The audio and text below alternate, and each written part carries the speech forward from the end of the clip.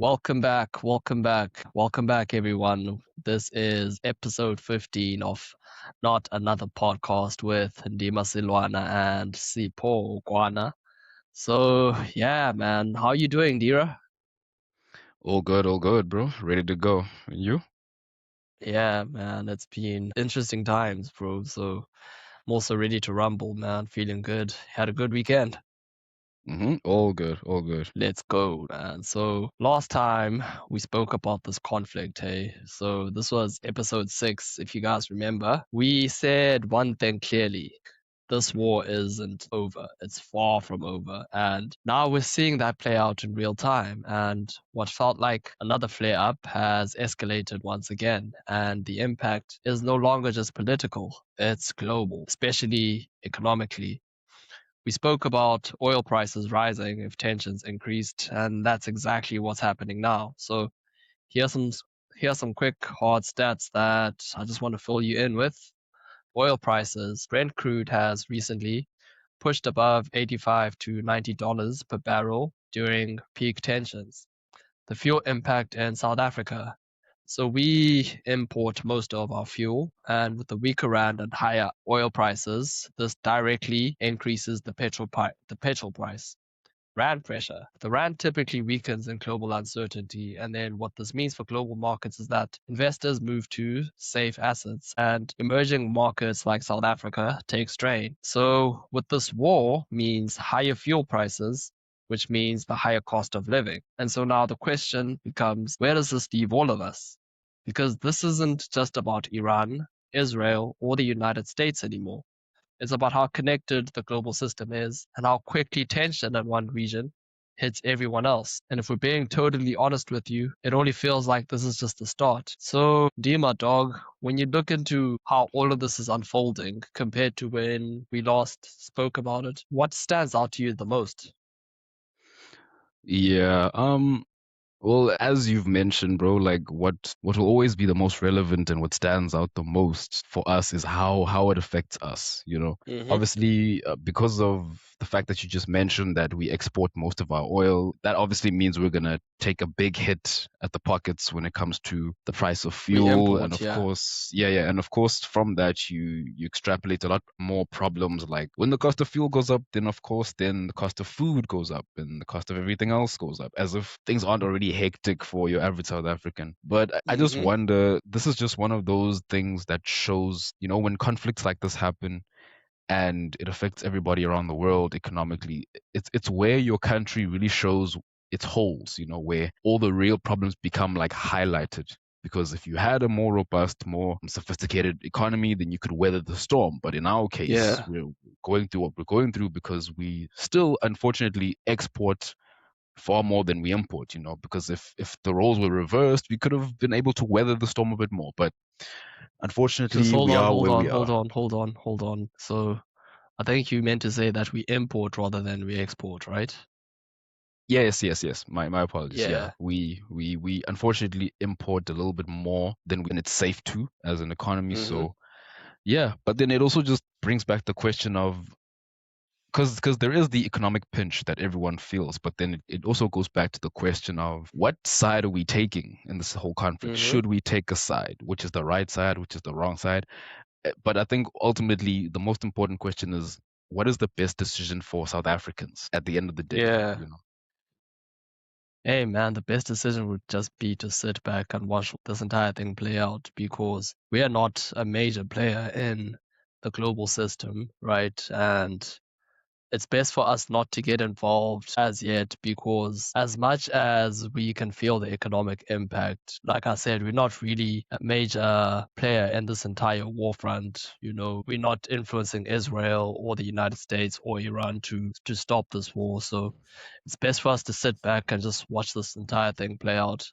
And I think another interesting thing for me is the fact that as much as this does impact South Africa, right? This impacts all of us as the world. And we're seeing everyone give out their own opinion on the net as to what's going on and why this is happening. And I think that's the major question here as to why has this war started in the first place, and why couldn't all these parties at play find a peaceful resolution to end this thing, or couldn't they found another way to get around this entire conflict? And unfortunately, the answer to that is no, because the two major players at hand here are Israel and Iran themselves, and Mm, these two nations in particular do not like each other. Like in fact, they hate each other, yeah. and what's going on now is that one sees the other as an existential threat to their nation. And as long as that is true, these two powers will forever be at war. So this entire conflict started with Israel attacking Iran based on the fact that they're accusing Iran of having nuclear weapons, when Iran is saying that that's not the case. We're building our nuclear arsenal for the benefit of our own country to help boost its economy and everything else. We're not necessarily making any nuclear weapons. So this is where the entire hoo-ha has started. And now with everything that's going on, we're seeing the United States involved, and yeah, we're seeing the United States involved and everyone else involved in this. And yeah, man, it's just been it's been crazy times, honestly. And Mm, I'd just like to just give an update as to where we are in this war, right? Because compared to where we last left it, there was a ceasefire and things were still okay, right? And we had we had all concluded that this war was far from over, and this is what we're seeing right now. And so, what's really going on right now, if I could just read a few stats as to the biggest developments, right? The United States had issued a major ultimatum to Iran, and President Trump had given Iran 48 hours to reopen the Strait of Hormuz, the critical oil route at play. And he warned that the US would obliterate Iran's power plants if they didn't comply. And why this is huge is because, like I said in episode 6, that about 20% of the world's oil passes through that strait. And as we see that it's already being disrupted, which is causing the global oil prices. And Iran versus Israel attacks have escalated fast, as I've mentioned. So Iran launched missile strikes on Israeli cities, and we don't know how true this is, but over 100 to 180 civilians injured, including a near facility. And this is why this war was in retaliation for the US Israeli strikes on Iran's nuclear sites. And at the same time, Israel hit Tehran again with airstrikes. And so this war is spreading across the Middle East now. We've seen that oil facilities in Gulf countries like Kuwait have been hit. Missiles and drones have targeted multiple countries. And Saudi Arabia has also intercepted attacks on its territory. And yeah, so this is where we are right now, bro. And what do you make of all of this, bro? Like, these are crazy things going on in the world, G. yeah, it's quite crazy, but at the same time, especially when I consider where we left off when we were talking about this initially, because Mm-hmm. initially we were all pretty much on board that this seems to be like the beginnings of a third world war, etc., and there was this like Definitely. global fear. But now that I think about it, as time has gone by, and I zoom out and I look at all of the other conflicts that are also happening and that have been happening for the longest time, Mm-hmm.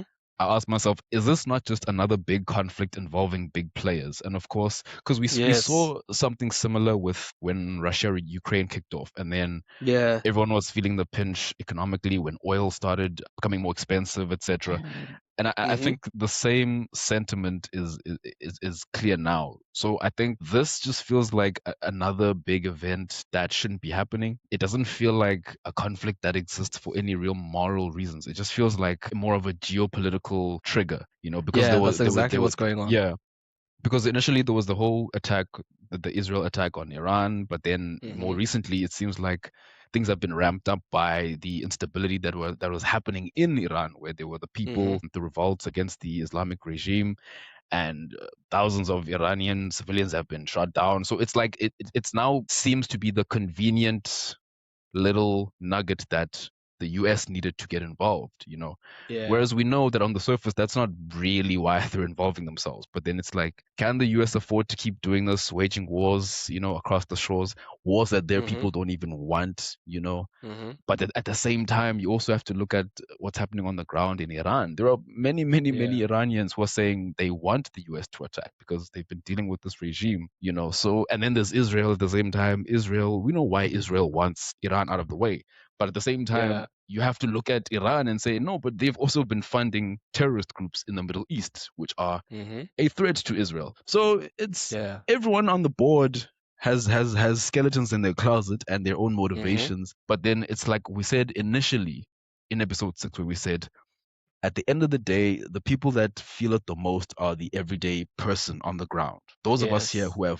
who are an ocean away, who are thousands of kilometers away, who now have to pay the consequences in the form of higher petrol prices, higher cost of living because of a conflict that's happening half the world away that has nothing to do with us. So it's crazy, man. But at the same time, it feels like hasn't the world always been this crazy? This is just another season, as far as I can tell. I don't know how you It feel about it's do you think definitely it's another still season. like the build up Mhm. to another world war, or how do you feel? I mean, it's definitely another season to the crazy times that we're experiencing. But Mm. before I answer that question, I just wanted to ask something, but I don't want to interject before you finished your point. So, in your opinion, though, why do you think the US is involved in this? All I'm gonna say is this war kickstarted way too close to the whole hysteria that was happening around the Epstein files. Definitely. It's almost like it all happened within a couple days of each other. There was the Mm-hmm. whole thing with the Epstein files, and everyone was asking questions about why have Yeah. so many names been redacted? Why has Donald Trump appeared in the list so many times? And Mm-hmm. then it genuinely feels like 2 3 days later all of a sudden we're hearing that the US is now, you know, involving themselves in or is starting the war or is continuing the war against Iran, and it Yeah. all just feels like it's really convenient for Trump because he had a lot Yeah. to answer for with the Epstein files, because he said Mm-hmm. it was one of his promises when he was running for his second term, where he Mm-hmm. promised to release the Epstein files. He also promised to avoid wars. He didn't want wars in his presidency. But now all of a sudden it's like, no, it's like clearly it was all a lie. And it seems like this war is the, and it's crazy to think about because it's like you willing to start a war to cover up for your own shady dealings and your own consistent involvement in this deep dark underworld of Jeffrey Epstein. So it's Yeah. like Yeah. if we're right, it just goes to show that politicians will throw thousands of lives and billions Mm-hmm. of dollars at a distraction for as long as Mm-hmm. we stop talking about the initial thing, which is so much Yeah. darker, you know. You'd think everyone would get on board and be like, no, this is the priority, but no. Mm-hmm. Here we are looking at the war in Iran and completely seemingly forgotten that there was a list of some of the most powerful people on the world, you know, a list of satanic pedophile. It's Yeah. like everyone just remember when I told you that people are quick to forget, bro, last episode. Yeah. People forget Yeah. so quickly. All you got to do is dangle the right thing in their faces and boom, it's done. Who even remembers the Epstein files now? I mean, no one does, bro. Because let me just get back to your points, bro. Because yeah, there's definitely a distraction, bro, to the Epstein files because he's following a tactic that other presidents who had Mm-hmm. scandals before him did as well. Because we saw with Ronald Reagan did the same thing. We saw Bill Mm-hmm. Clinton doing the same thing. We saw George W. Bush with Iraq doing the same thing. So he's just following he's just following another page of the playbook, bro. So Mm-hmm. that's what's going on. But with me, right? The one thing I believe what forced the US to get involved in this war is Israel because bro, like I remember this was 2 weeks or 3 weeks ago, but the beginning of Ramadan. This is when Ramadan had begun, and Mm-hmm. I saw a post that President Trump had made announcing that they had killed the Ayatollah, and I remember Mm-hmm. screenshotting that, putting that as my WhatsApp status, commenting saying you just killed the Ayatollah during the holy month of Ramadan, and you expect that there's going to be peace and that Iran is going to submit. My boy, Mm-hmm. you got another thing coming. And this is Yo. exactly what we've seen going on. You do not kill the supreme leader of an Islamic state during Ramadan and expect that these people are just going to submit, give in to whatever demands you're going to have. These people are going to retaliate and they're going to fight to the very end. And mm, this is the stance of Iran now more than ever, because with episode 6, I had mentioned that there was a tweet that the foreign minister of Iran had publicized, saying that, okay, the gloves are off now. Basically, this is what he was mm, saying: the gloves are off.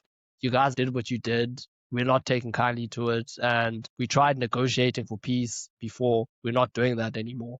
And with everything that I've researched about this current war, this is where it stands. Like, Iran are not willing to back down no matter who says what. They are willing to fight this war to the extent that even if they destroy the global economy in the process, that's a price they're willing to pay.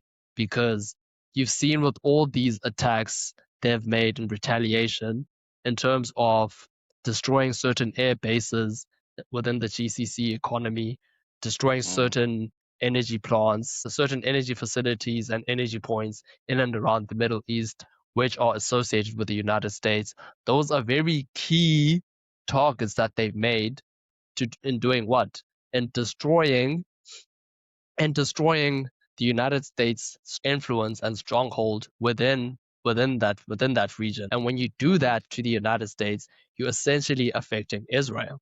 And once you targeting energy sources, you're essentially destroying that economy, which affects all of us. And mm, this is what these guys are doing. It's like that it's like that tactic the Japanese used during World War II with the kamikaze. Like, these guys are willing to kill themselves in process of winning this war. They don't care mm, about what they lose at this particular point, as long as they're willing to destroy the global economy. Because what that means, if you destroy the global economy, you're essentially killing the dollar. And what that means when you kill the dollar is that when you kill the dollar, right, you're killing the global stock exchange market, which depends on trading with the US dollar, and that gives way to a whole new economic world order. So we might see a scenario where it may not necessarily be the dollar that's the main commodity, not commodity, sorry, the main currency, sorry, yes, that's what I'm looking for. The main mm, currency being exchanged by everyone else, and that determines the value of everything else in terms of commodities.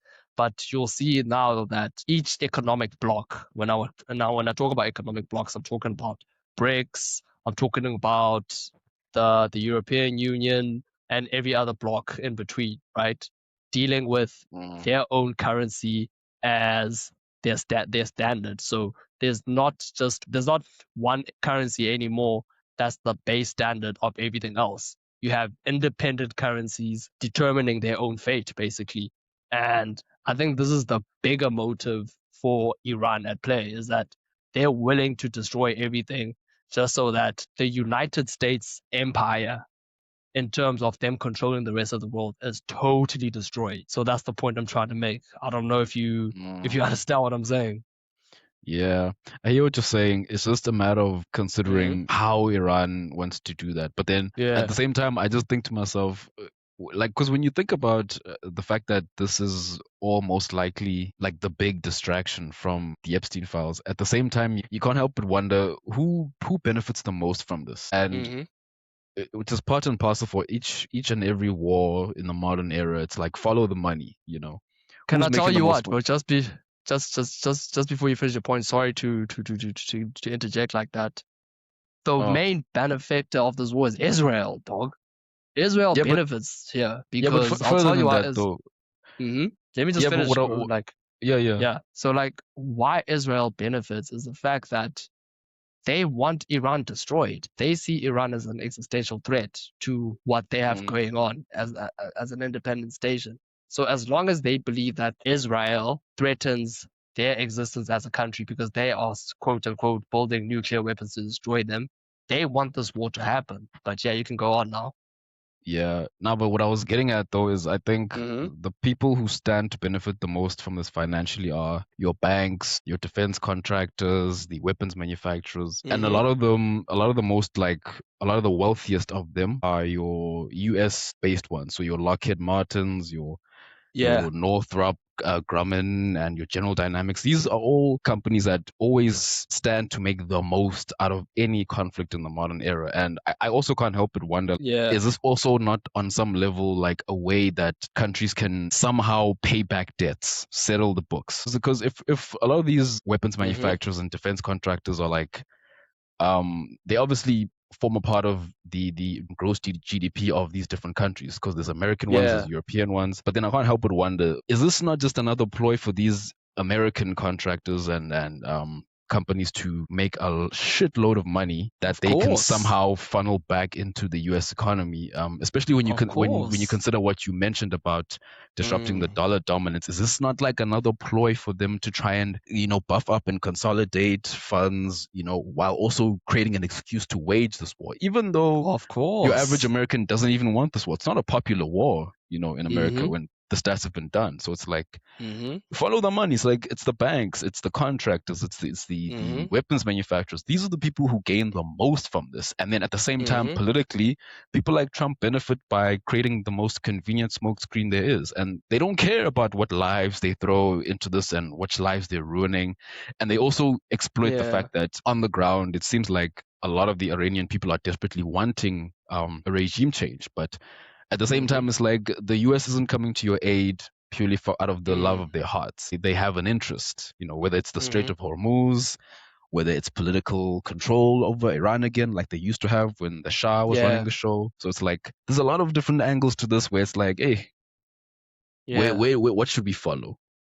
Yeah. So when you say that a lot of Iranians want regime change, why do you think that is so? They're unhappy with the regime of the Ayatollah because it was essentially a Mhm. an ethno-religious autocratic state where Mm. they had imposed certain values and laws upon the people. And there is a Yeah. portion of Iran that was cool with it, but it seems like, Mhm. especially among the younger generation, people were sick of it because there was corporal punishment, there were Yeah. lashings, there was even the young Olympic medalist. He was 19. What is his name again? Yeah, I forget his Um, name, but I know you're talking about, yeah, who was what's his name? decapitated, yeah. No, no, no. He was hanged. But yeah, he was Hanged, yeah, it was a public hanging, public, yeah. yeah. And there's also reason to believe that he was tortured beforehand because they ended Oh up getting him yeah. getting him to admit to committing murder, when what happened was that he apparently assaulted one of the police officers that were like shooting civilians, and he got involved in Mhm. it. And then, so yeah, apparently there was evidence that he was tortured beforehand, which was what caused him to confess to certain things. And he was even, I think, the death sentence was passed before they'd even made like a full case. They were like, nah, Mm. you have to go. We have to make an example out of you. So there was a lot Mm. going on Iran on the ground, and that's still going on even. But at Mhm. the same time, this is even though they may see it as like a blessing in disguise, at the same time, you have to ask yourself the question of, what does the US really want? Historically, we know that Yeah. the US doesn't just come in to save people or willy nilly. They come there with their own interests, and when they do Yeah. that, they want to, what's the word I'm looking for? They want to make sure that they leave someone in there who's pro their interests. Whether Yeah. it's They they're leave gonna a change the whole puppet. regime, yeah, whether they're gonna change the whole regime, or there's gonna be one specific figure. But the point is, the US doesn't just clean house and leave. They leave with Yeah. something, at the end of the So they day. leave with something, but in this particular case, I don't think they're going to achieve what you're talking about Mm, because of Iran's strong belief of who they are as a nation, right? But also the fact that historically, since the usurping of the Shah in the 70s, Iran Iranians as a collective have banded together and believed in their hearts that their worst enemy amongst everyone else is the United States of America. And as much as the youth has now, there's a section, sorry, of the Iranian population who does not want this war, mm, who is not cool with the status quo, who want a regime change. The fact that the Ayatollah had been killed, they've now come together, right? They're willing to band together and fight this war because of, like, the leaders of Iran, right? I think what I'm trying to say is that the leaders of Iran have used I- Israel and the US attacking them first as a call to band together to to to to to the people of Iran to for them to fight this war, right? Has used this as to mobilize the people of Iran to band together and fight the US, Mm. because this happened during the holy month of Ramadan, where you kill their supreme leader, and then once that happened, like it just opened another can of worms and led to a slippery slope where like we are where we are now because of what has happened. And I think what I'm trying to say, I think you can also jump in to help me here, because once this has happened, right, you've got into a situation where Iran now believes that okay, these guys they've attacked us, and we now believe that okay, it's cool to fight against these guys because they're essentially threatening our existence as a people of Iran. So if we don't fight these guys, we might all get wiped out here, and we don't want that. So as much as we may disagree about this, like internally, it's way better that we fight these guys and get them out of the picture. Then we can deal with our own issues once this is done, because we'd rather get together and fight, bro, than us just being totally destroyed and not being here to exist anymore. You know what I'm saying? Mm. Yeah, I can agree with that to an extent, but Mm-hmm. then I think that's mostly true on a state level. The Iranian government has definitely been given like a second wind by what's happening, but I think it's important to make the distinction between the Iranian government and the Iranian people. And it seems like there's a split where many Mm-hmm. people on the ground in Iran either are pro the regime and they support Iran's place in the war, but there's also the larger sect of people who, because we can't ignore the larger context before the war happened between Yeah. Israel and the US, because it seems like there was genuinely a lot of dissatisfaction, a lot of anger from the Iranian Mm-hmm. people towards their government. And I think the history is important to bring into this because you have to remember that Iran culturally wasn't always Islamic. They were Zoroastrian before the Islamic Revolution. So when Mm-hmm. the revolution happened, there was still a lot of that underlying tension of, sure, we accept this to an extent, but this Mm-hmm. isn't our culture, this isn't our identity. Sure, many Mm-hmm. Iranians did assimilate to it and accepted it, but there is still that undertone beneath it where it's like, this has never really represented us as a people because That we're not. underlying resentment, yeah. Yeah, yeah. And I think that's where you're seeing the bring back the Shah and the we are Persia, not Iran. That sentiment comes from the prior history where it's like Mm. they were something else before another regime came and told them the way forward Mm-hmm. and kind of, but at the same time you have to acknowledge that the US had a huge hand in the whole revolution Yeah. happening in the first place, because as much as Iran was in a more somewhat prosperous place, but politically they were quite unstable because there was that knowledge that the Shah and his family are a puppet. They're puppets for the Mm. West, and so can you really trust your leader when his first interest is not to the country but to foreign Yeah. masters? But Yeah. then when the Islamic Revolution came, then things became more complicated, and then Iran became this country where they were kind of oppressed by their own leaders. But then as the years went by, things became more difficult for them because sanctions came from the outside because of all the atrocities that were happening. So outside Mm-hmm. forces were making it more difficult, internal forces were making it difficult, to the point where now we're at a place where Iran seems split between those who follow the regime because they are Mm-hmm. pro, or they're anti-Israel, or they have good reason to not Yeah. not support Israel encroaching upon them. But at the same time, it's like there are people there who are genuinely like they want to be free from their government, but at the same time, in my personal opinion, I think they have to be the ones to do it. I was in support of the uprisings when they were happening as an internal issue. Mm. Once the US and Israel got into the mix, then I was like, oh, I get the plot is gone. Because if the Iranian Yeah. people wanted to be free of their Shah, it had to be them to do it. They had to be the Yeah. ones to upturn things. But once you got the US and Israel involved, then I was like, I get shy. This is It's not going to Chai. be And in favor of the Iranian people in the long run. yeah, can I just ask you something? Doesn't the US involvement in this war speak to the hypocrisy of democracy in itself? Oh Because yeah. when you when you involve yourself in this war, right, in the premise of you want to liberate the Iranians from a tyrannical regime, right? Mm, But your own people in the United States are, are not supporting you in this war. Like internally, the entire population, or like the majority of the US population, does not want this war. Even mm.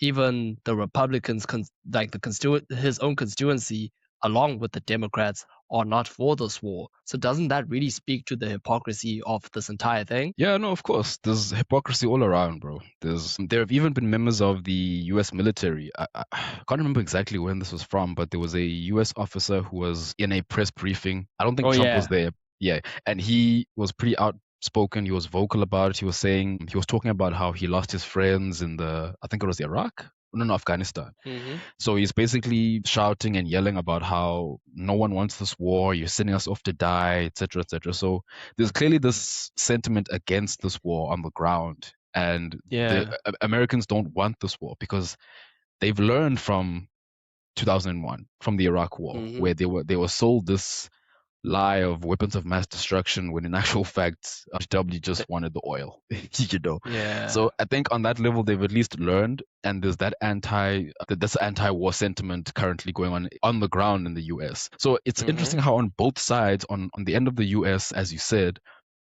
it's not a Yeah. popular war. But on the ground in Iran, it's split. It's like there are people who don't want the war, but at the same time, they are unhappy with their regime. But it Hmm. is interesting when you look at one end is under a democracy, the other is under an autocracy. Yeah. But there's still like the same sentiment of the people not being happy with the government that Yeah. rules them, so to speak. So Yeah. yeah, man, it's interesting to look at. It's almost like you look at more of the same in either Yeah. system. So exactly. Like it's more of the same in either system, even though the one country is on the one extreme of the system and the other country is on the other extreme of the system, but there's a Hmm. common thread. Both parties do not want this war internally, Mm, but the powers that be are not listening to that. mm. And with all of this that we've digested, and when we zoom out a bit, where do you think we see this war going? Like, what's the long-term play here? It's hard to say, man. Like, I'm not a political Hmm. analyst, but like, you Who know, is, bro? you know, but like, if I have to read this honestly, Yeah. okay, let me put it like this: before the US got involved, I Hmm. was willing to look at this and say, I can see this. Or if I'm talking about the not the uprisings, what's what I'm looking for, but the protests that are happening. Yeah. I was willing to see that situation as it escalating to a point of no return, to the point where we were Hmm. going to see similar to what happened in Nepal, but on a much more violent level. I was expecting to see the people of Iran take back or sort of usurp the government, and whatever was going to happen I from that's there. that would never happen in Iran, Mchana. Who The knows, state bro? panda Like would just kill niggas, bro. they, they were already doing How they that. just you Yeah. see how they just hung this athlete dude, bro. No, but the As thing is, yeah. they were already doing that. But my point Yeah. is, I would have rather just let it play out to the Hmm. point where we'd see how much further can these uprisings go. Was it gonna get to Yeah. the point where we were gonna see a regime change? Were they gonna Mm. put the Shah back in place? Like, what is that gonna look like? But and this Yeah. is where I want to pose a question. It's like, how do you feel about when it comes to like political and economic instability in a country? How do you feel about Yeah. just letting countries be? However that situation looks like, do you think it Yeah. makes sense for the world to just leave a country alone and be like, sort out your own problem? Because Yeah. when Western powers get involved, we have a problem. When no one does Mm. anything, we have a problem. So what do we want to Mm. happen? Do we want countries to just sort of sort themselves out, or do we want intervention? Because intervention comes at a price. They want your oil Yeah. or they want your Mm. resources, etc. So what do you think, bro? I think, dog, no, I'm all for sovereignty. I'm all for state Mm, sovereignty, bro, because when these other countries come at hand, bro, it always gets messy yeah. because like you've mentioned, when the United States gets involved in a quote unquote liberation campaign, that's Mm, never what it is, you know? They want a country's resources. You've seen what happened in Venezuela. You've seen mm-hmm, what happened with Gaddafi in Libya, you know? mm-hmm, They killed Gaddafi because Gaddafi wanted Africa to form an independent African currency that was going to mm. be backed by Gold gold, standard. you know, Mm, by the gold standard, which was going to take over the global economy, bro. We would have been rich as a motherfucker as Africans by now. So I'm all for state sovereignty, bro, because you can't even trust the UN, bro. If a guy like Epstein had deep ties in the UN and could influence like top leaders in the UN for Israeli benefits, then mm, you don't have much hope when it comes to that. So I'm all for state sovereignty. I'm all for countries solving their own problems. mm. I believe that a country that is dealing with its own issues or having own issues should reach out to other states when, like, they should have their own independence and agency to do so. They must be the Mm. ones to reach out to other countries as to, like, yo, we need help us. Let it Yes. not be a campaign from the Western powers dressed up as a liberation campaign only for these guys to exploit you. I don't Yeah. want that. I've never been for that. So that's where I stand on that. Mm. And like I said, I think also long term, bro, I think I did mention this a bit earlier that Iran are willing to fight to the bitter end, even if it means destroying the rest of the world's economy. Because like I said, man, there's just some things you just don't do, right? It's like beef. It's like ordinary street beef, bro. If you kill one of our leaders as a particular gang, during an important, like during a sensitive time in our history, right? You kill one of our leaders during that time, bro. Like the gloves are off, bro. Like there's just no rules anymore. Mm. We're gonna do whatever it takes to kill all of you. And this is what's going on right now. So unless Trump comes to his senses, stands up to Netanyahu and says, I don't want to do this anymore. Let's just all sit down along with Iran, along with Russia, along with China, and everyone else who's a major superpower. Let's all sit down. Let's all talk about forming a new economic global order that's going to benefit all of us, where we're all going to be respected as leaders, and we're all going to be treated equally and with dignity.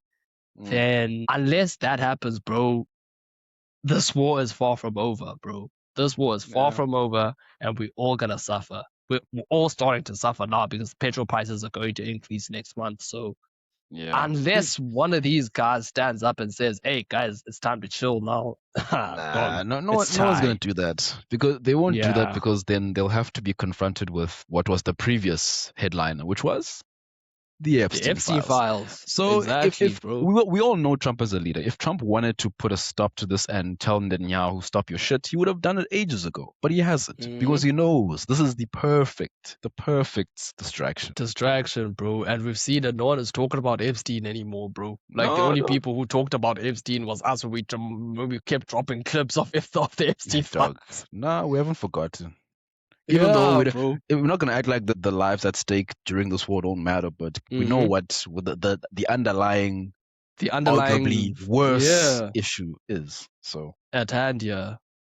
So I think the last question, bro, is that I think we all concluded that this war is far from over. The US might not win this war. Like there's just no way out at this point. But what can all of us learn here, bro?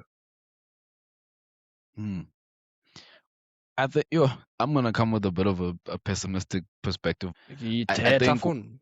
I think what we can learn is war is a part of humanity. We will always Mm-hmm. be at war, guys, and especially for as long as you have superpowers like the US, and for as long as you have um, certain other countries and governments who are willing to fight to the bitter end. For as long as those kinds of powers exist, we will always have wars. I think we need to stop Yeah. treating every little war as if it's one step closer to World War III. It's we still have conflicts happening in Nigeria. We still have them happening in Ethiopia. We have what's happening in Mali and Burkina Faso versus Islamic terror groups. The Yeah. Sudan conflict. It's like we're always gonna be in that place. But I think what's most important is I think we should as a country, we're speaking for South Africans, I think we should just learn from this and hold our own governments accountable because Mm-hmm. we don't know, we can't trust our government not to drag us into this because they've made stupid Yeah. decisions before. What's stopping them from making another one, that will drag Mm. all of us into this and make our lives just that much more difficult. How about Ramaphosa you? catching strays once again. Nah, you must catch them, dog. You must catch all of them. Yeah, nah, bro, that nigga's a fraud, bro. But that's a conversation for another day. I mean, for me, bro, I share the same sentiment. Bro. War is part of human nature, dog. Conflict is part of human nature. Mm, As long as little kids fight each other in preschool, as long as high school learners bully each other, it's gonna play out in every other stage in the human dynamic, bro. So this mm, is what it is. But I think ultimately what I can say is that, hey man, this is far from over, right? First and foremost. And Also, if you're gonna get into war, like just have all your ducks in a row, be thoroughly prepared because once you're in it, bro. There's no way out until it's over, until it's done. Mm, And I think let's also not forget the most important thing at hand here is the fact that human lives are being lost here. Human mm-hmm, lives are being lost. Real families are losing their sons, their fathers, their uncles, their relatives, bro. And civilians are getting killed. We've seen what's going on in Gaza for how long, bro? Israel has tortured and killed civilians in Gaza. Like women are being raped in these wars, bro.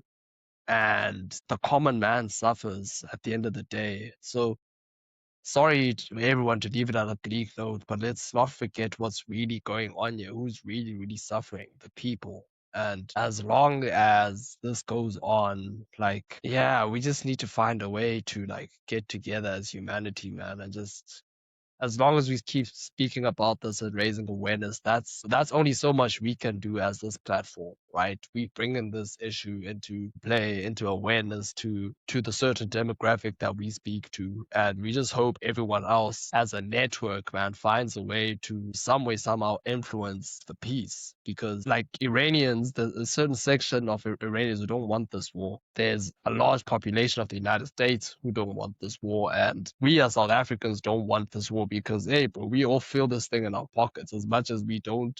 We're not physically there dying and shooting and killing each other, but we're all affected by this, bro, and everything is connected. So yeah, that's what I can say about learning from all of this, G.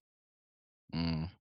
Yeah, unfortunately, the people on the ground will always be the ones who get hit the hardest. But yeah, Yeah, that's a story for another day, man. But also, just before we wrap up, man, I'd like to send a shout out to Makazole Mapimpi for playing his 100th cap for the Sharks. Like, salute to you, brother. And this has been another episode of Not Another Podcast. no way. Shout out, guys. Shout out, Cheers. shout out.